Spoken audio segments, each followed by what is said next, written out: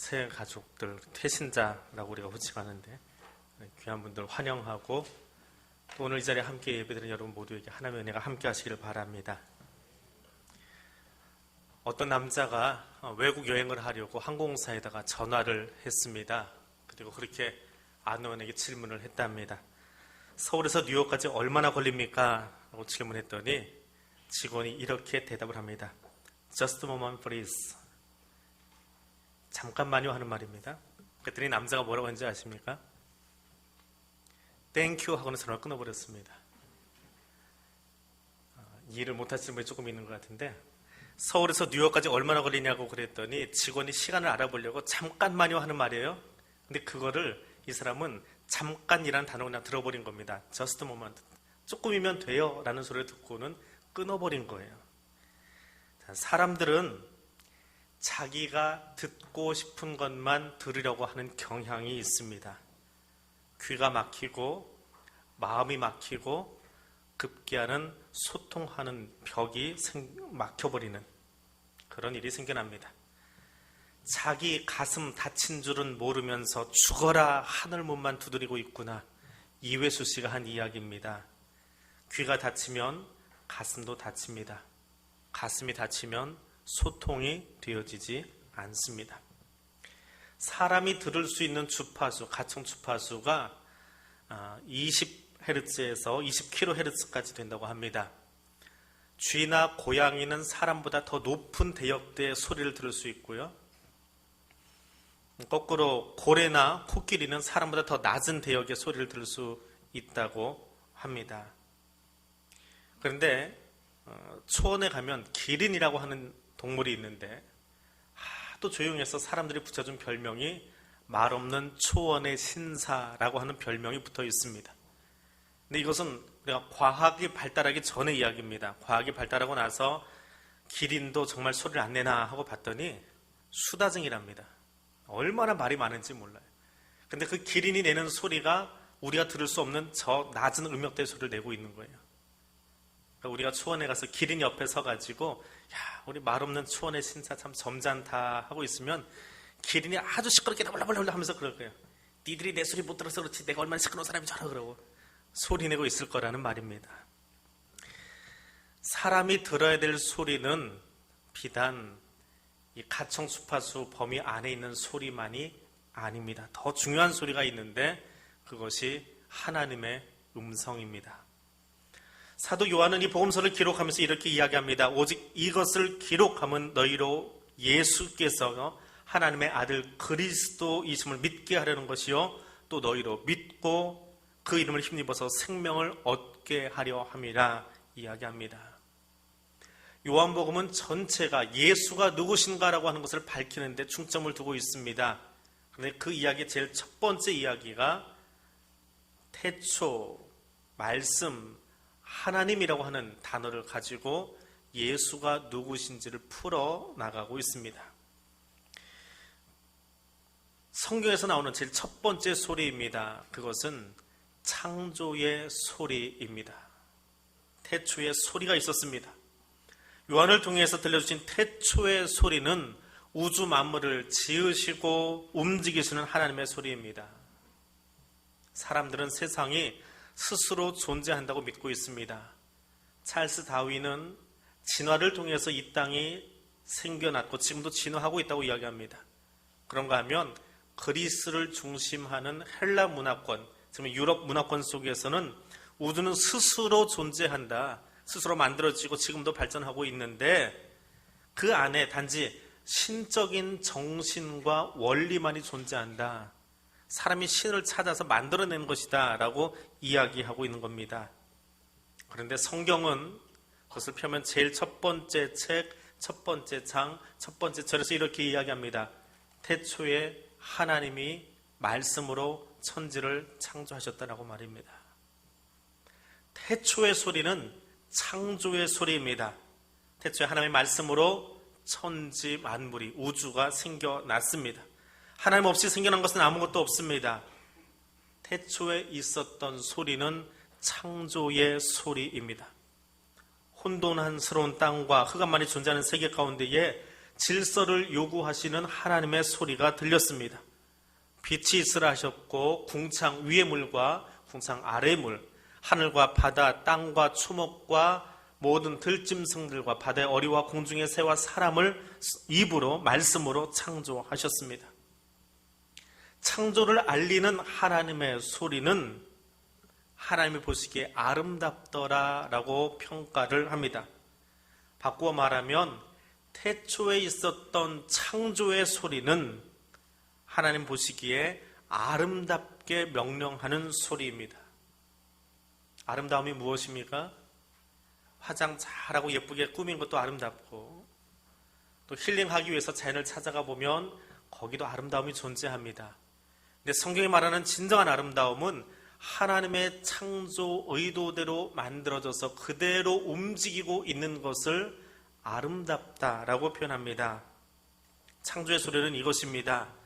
혼돈의 세력을 향해서 질서의 하나님께서 아름다움을 세워가는 소리입니다. 예전에는 우리가 무법한 자였을지 몰라도 하나님 말씀으로 들으므로 말미암아서 음란과 정욕과 술취함과 방탕과 향락과 무법함과 우상 숭배하던 자리에서 떠나가는 것입니다. 이제 그리스도 안에서 새로운 피조물이 되기를 명령하시는 하나님의 소리에 귀를 기울일 수 있기를 원합니다. 링컨, 미국의 대통령이지요. 링컨이 상원 의원에 출마할 때의 일입니다. 더글라스라고 하는 링컨의 정적, 소위 여당 야당하는 그 정적이 하나 있습니다. 평생에 링컨 따라다니면서 야당 기질을 발휘했던 사람이라고 알려져 있는데, 상원 의원의 입후보하고 합동 유세를 하던 날이라고 합니다. 더글라스 후보가 먼저 링컨의 과거 경력을 문제 삼아서 비방하기 시작했습니다. 선거할 때 비방하는 것은 어느 나라나 있는 것 같습니다. 자기 소견보다는 다른 사람의 흠집을 내는데 더 주력하는 것 같은데, 더글라스가 이렇게 이야기합니다. 링컨 후보는 과거에 자기가 경영하던 상점에서 팔아서는 안 되는 술을 팔았습니다. 이것은 분명히 법을 어긴 일이라고 생각합니다. 그런데 이렇게 법을 어긴 사람이 상원 의원이 된다라고 한다면 이 나라의 법과 질서를 어떻게 바로잡을 수 있겠습니까? 그러므로 링컨은 절대로 상원 의원이 되어서는 안 됩니다. 사람들이 술렁술렁하기 시작합니다. 링컨이 그런 경력을 가지고 있으면 뽑으면 안 되겠구나.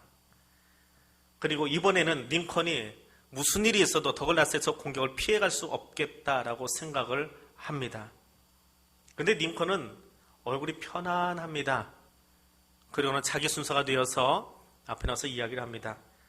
맞습니다. 더글라스 후보가 말한 것 사실입니다. 그런데 저는 과거에 경영하던 그 술집에 더글라스가 최고의 고객이었던 것을 제가 말씀드립니다. 그리고 더 확실한 것은 나는 이제 그 계산대를 떠났는데 아직도 그 매장에 그 술을 가장 많이 마시는 분은 저 더글라스 후보인 것도 알려드립니다. 하나님의 질서가 무엇입니까? 하나님께서 보시는 아름다움이 무엇입니까? 하나님께서 원하시는 창조의 소리는 무엇입니까?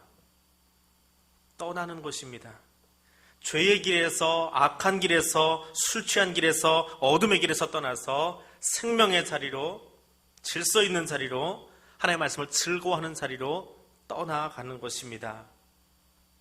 복 있는 사람은 악인들의 꾀를 따르지 아니하며 죄인들의 길에 서지 아니하며 오만한 자의 자리에 앉지 아니하고 오직 여호와의 율법을 즐거워하여 그의 율법을 주야로 묵상하는 자라고 말합니다.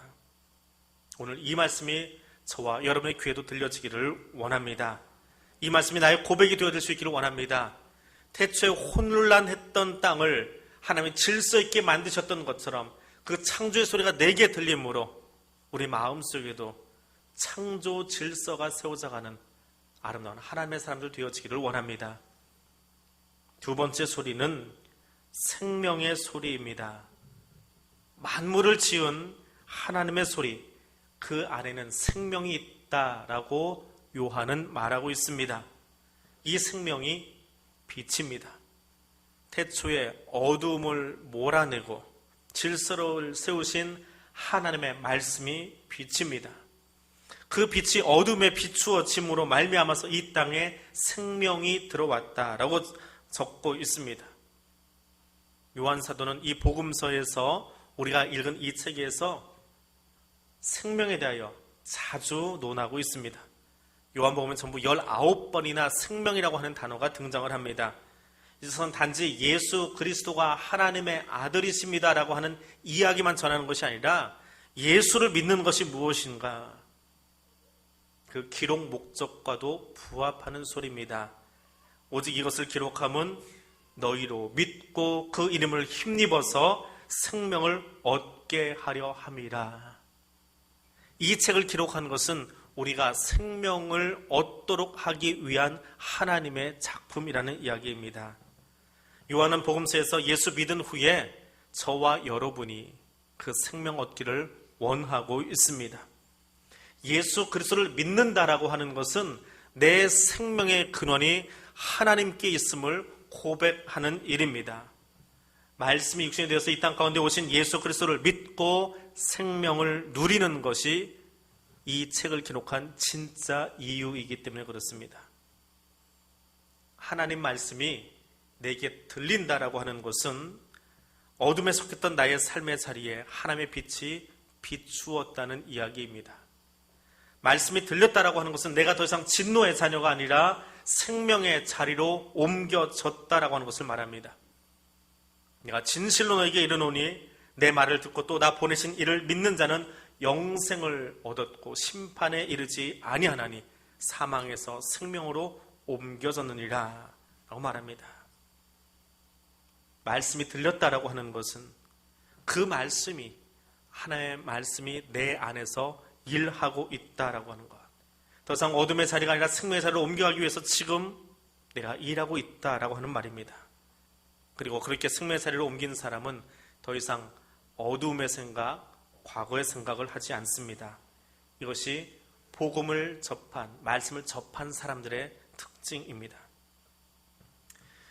세계적인 연주가인 장영주 씨가 인터뷰를 하면서 이런 이야기를 한 적이 있습니다.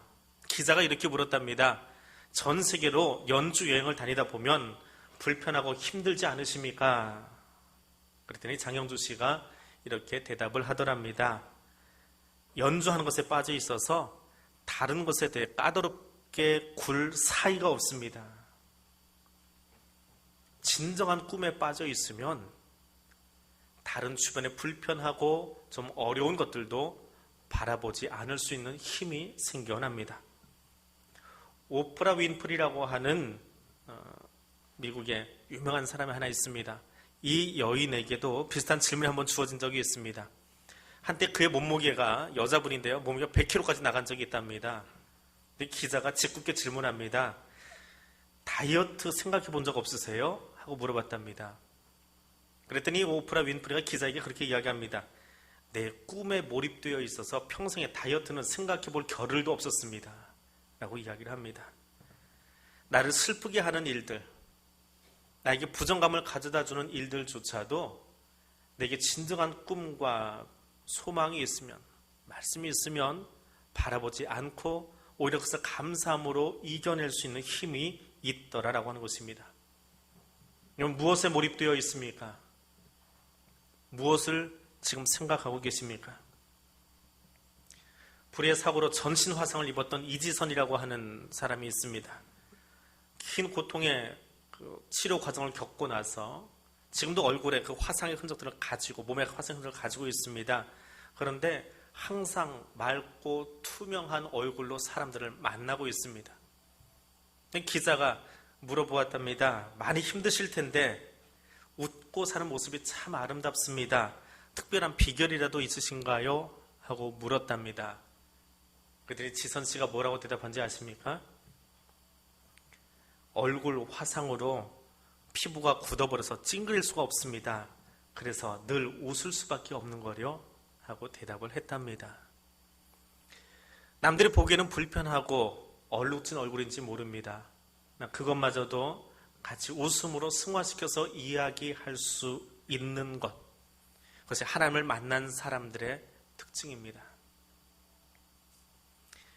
개미집 보셨습니까? 개미들이 열심히 이렇게 그 굴을 드나드는데 그 개미집을 무너뜨리거나 아니면 구멍을 막아버리면 그걸 덮어보면 어떤 일이 생기는지 아십니까? 한 번도 개미집 망가뜨려 본 적이 없으신 것 같아요. 저는 해봤습니다. 제 이야기 할게요. 개미집이 있길래 거기다 구멍을 쿡 쑤셔가지고 구멍을 막아버렸습니다. 흙으로 덮어버렸습니다. 그때 개미들이 와가지고 막 소리를 지릅니다. 왜 우리 집 망가뜨렸냐고. 그리고 화가 나가지고 다른 데로 가는 개미 본 적 없습니다. 개미집이 막히면 다시 나와서 그 구멍을 열심히 뚫어냅니다. 무너지면 다시, 무너지면 다시. 흙이 가운데로 몰려들면 그 흙을 좀 더 먼 곳으로 계속 실어 나릅니다. 잠언 기자는 그렇게 이야기합니다. 게으른 자여 개미에게로 가서 그 하는 것을 보고 배우라. 게으른 자는 늦잠 자는 사람을 이야기하는 것이 아닙니다. 내 삶을 보고 불평하고 원망하고 투덜거리는 것, 그것이 게으름입니다. 그들에게 이야기합니다. 게으른 자여 개미에게로 가서 개미가 지금 어떻게 살고 있는지를 보고 배우라 라고 이야기합니다. 어둠의 사람은 어둠의 생각을 먼저 합니다. 그의 생각과 삶을 어둠이 지배하고 있기 때문에 그렇습니다. 그러나 생명의 사람은 생명의 일을 먼저 생각합니다. 생명을 만들어낼 수 있는 일을 먼저 생각합니다. 무엇이 하나님의 생명을 만들어내는지를 기억하고 살아갑니다. 우리가 들은 말씀이 무엇입니까? 창조의 능력, 생명의 능력을 가진 말씀입니다. 창조와 생명의 예수 그리스도의 음성을 들으려고 우리가 여기 모였습니다. 그것이 복음입니다.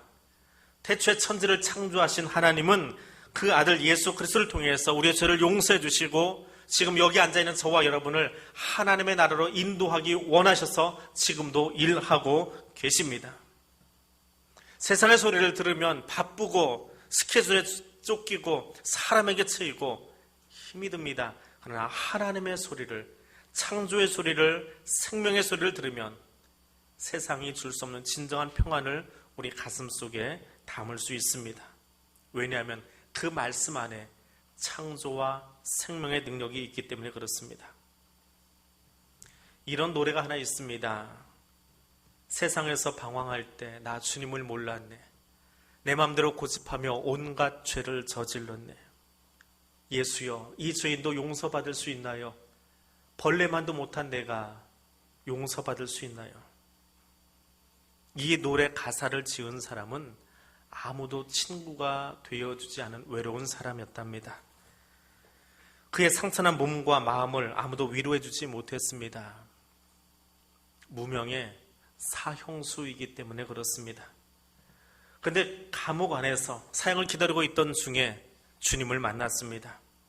그리고 그 주님이 남들은 그의 저지른 죄악 때문에 다 외면하는데도 불구하고 주님이 그를 찾아오셔서 그 못자고 난 손으로 그를 만지고 함께하는 것을 경험했습니다. 그 순간 자기 삶을 싸고 있던 벌레 같은 이 죄인도 용서받을 수 있나요? 라고 하는 그 마음 속에 하나님의 위로가 찾아옵니다. 그래서 이렇게 노래합니다. 내 모든 죄 무거운 짐 이젠 모두 다 벗었네. 우리 주님 예수께서 나와 함께 하신다요. 내 주여, 이 죄는 무한 감사드립니다. 나의 모든 영혼까지 주를 위해 바칩니다. 사람들은 다 외면해버린 사람, 그 무명의 사형수를 주님이 찾아가 만나주셨더니 그가 변화되어집니다. 그리고 예수 만난 그 생명의 기쁨을 한 줄의 시로 기록했습니다. 그것을 안철호라고 하는 분이 곡을 붙여서 만든 것이 우리의 복음성가 중에, 찬송가 중에 들어와 있습니다. 복음은 이런 힘이 있습니다. 복음이 들리면, 주의 말씀이 내 속에 들어오면 죽음도 우리를 어찌할 수 없는 모습으로 새롭게 만들어 놓습니다. 복음은 창조의 소리이고 생명의 소리이기 때문에 그렇습니다. 이 시간 그 복음이, 하나님의 메시지가 여러분의 가슴 속에 들려지기를 원합니다.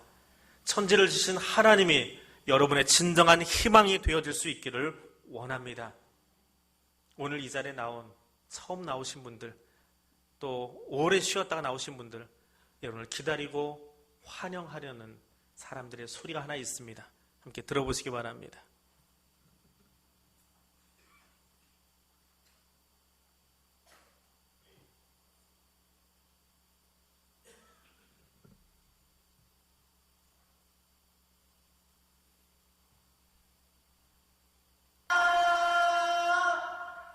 좀 웃어 좀 다시 여러분 환영합니다.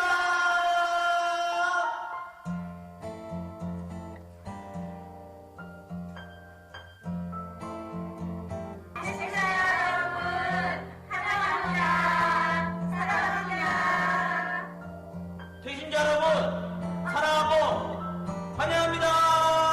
여러분 반갑습니다. 사랑합니다. 자주 만나요. 할렐루야, 태신자 여러분 환영합니다.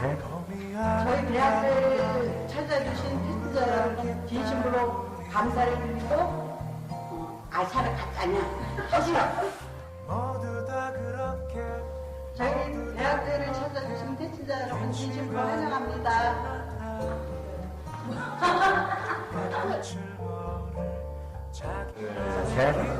안녕하세요. 저희 교회에 오신 것을 환영합니다. 같이 느끼고 배우면서 모든 것을, 많은 것을 가지고 갔으면 좋겠습니다.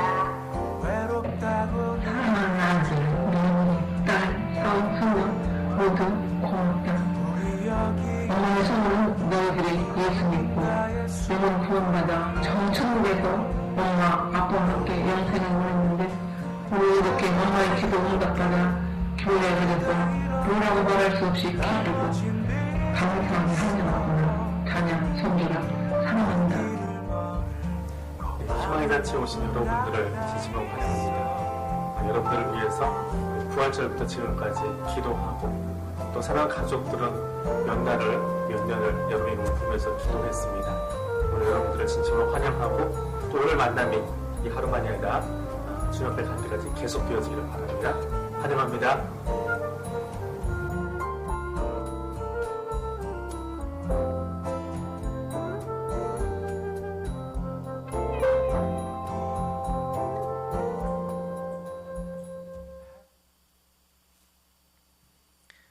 오늘 나온 여러분 모두를 환영합니다. 여러분이 나오기를 정말 오랫동안 기도하셨던 분들이 있습니다. 가족들이 있고 친구들이 있고 때로는 몇 달, 때로는 몇 년을 같이 나와 예배드리기를 기다렸던 손들이 있습니다. 오늘 들어오시면서 우리 꽃 받고 들어오신 분들, 일어나라고 하면 쑥스러울 것 같으니까 꽃 가지고 있으면 꽃만 들어서 한번 손 흔들어 주세요. 네, 여기 있습니다. 오늘 인호가 나왔습니다. 반갑습니다. 우리 환영 박수 한번 보내주시기 바랍니다.